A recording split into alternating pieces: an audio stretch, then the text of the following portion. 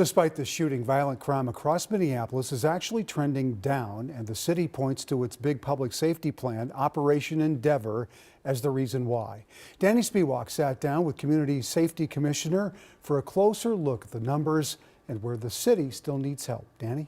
Well, Randy, we are nearing the 6-month mark of Operation Endeavor, and so far in 2023, the number of gunshot victims has dropped 36% compared to the same time last year.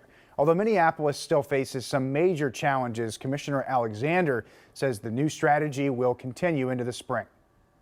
If you look at the numbers of crime that is going south, that comes from hard work, comes from focus. Community Safety Commissioner Cedric Alexander likes what he sees so far. You have not seen the last of Operation Endeavor. The strategy aims to improve coordination between law enforcement, prosecutors, and community groups, with a heavy reliance on data to add resources in higher crime areas. But we want to be visible. Through the first 3 months of 2023, shots fired, carjackings, and robberies are all down significantly compared to this time last year.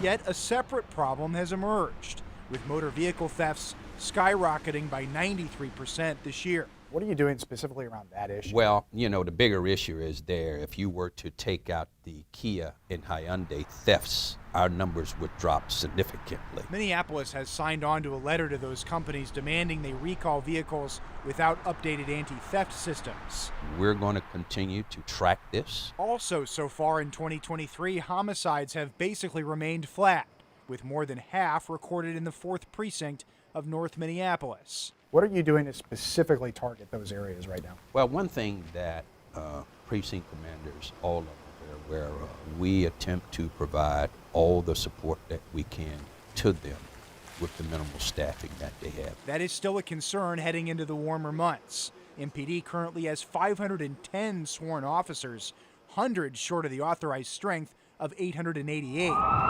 We're having some really pretty aggressive conversations and efforts that are going to be made around our recruiting.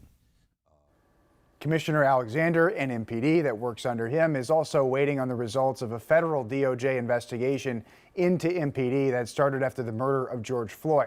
They're all preparing for MPD to work under what's known as a consent decree, meaning they'll need to implement certain reforms under the supervision of a monitor. Back to you. All right, Danny, thank you. You can find much more detailed stats on crime in Minneapolis and details on Operation Endeavor right now with this story at KARE11.com.